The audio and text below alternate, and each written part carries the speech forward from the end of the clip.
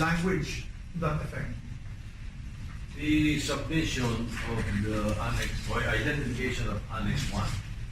No, that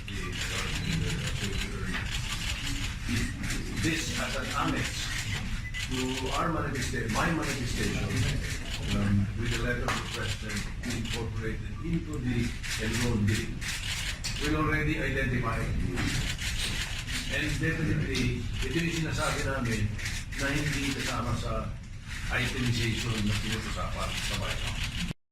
But I believe they were not prepared to make any modifications or amendments.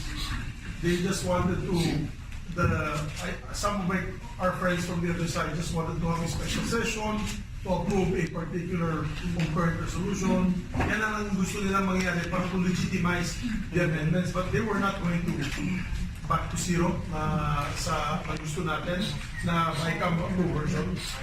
Sir, this talk of